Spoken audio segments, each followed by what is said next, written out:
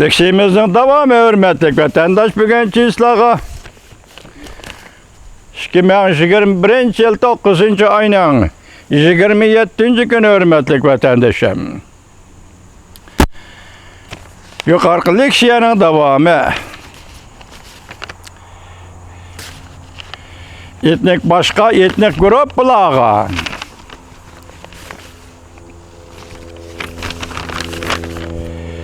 Kişilik hukuk ve gözetiş teşkilatı. Xitay bölümünün direktörü Sophie Richardson bu ahtımında dedi. Kişilik hukuk ve gözetiş teşkilatının Xitay'nın Uygurlarga ve başka etnik gruplarga qarta ötküzüp atkan insaniyetke karşı cinayetiga tutkan pozitsiyasi şu ki neme bolışıdan qat'i nazar kelimat meselesini kişilik hukuk nefsendiçiligi bilen tegişkili bolmaydı. Bu yerdeki mesele şu yerdeki biz Xitay'na qılmışlara qarta ciddi tekşiriş elip berilişine ve cevapkarlıktan sürüşte kılınışın talep kılımız.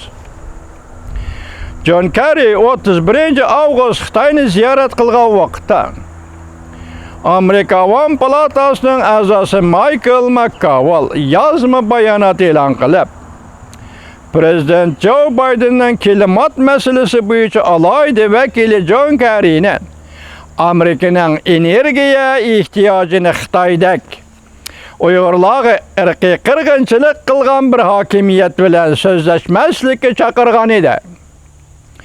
Ammo John Kerry'ning klimat meselesini Xitoyning Uygurlar qarta elib berayotgan irqi qirg'inchiligida mo'yim o'rin qo'yish haqidagi so'zi Avam Palatasining boshlig'i Nancy Pelosi'ning so'zi bilan birdek bo'lgan.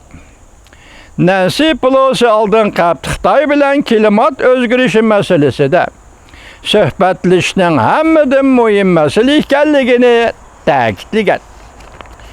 Amerikalı Xitay işleri tadqiqotchisi Gordon Chang bu haqda ko'z qarashlarini o'ttirib qo'yib mundaq dedi. John Kerry bu yil yanvarda klimatning halqiliq mustaqil mesele ekanligini Xitayning klimat meselesideki hamkorligiga erishish uchun kişilik hukukni qurban qilmaydiganligini aytgan edi. Lekin chorshanba kuni, ya'ni 9 ayning 22 kuni Amerikaning qattiq tanlashga duch kelganligi to'g'risidagi so'zi John Kerry'ning uning ilgirki klimat to'g'risidagi bayonotiga zid keldi. Amerika Xitayning irqiy qirg'inchiligi va insoniyatga qarshi jinoyatlariga hargiz sal qaramasligi kerak. Buniga sal qarasa hargiz bo'lmaydi.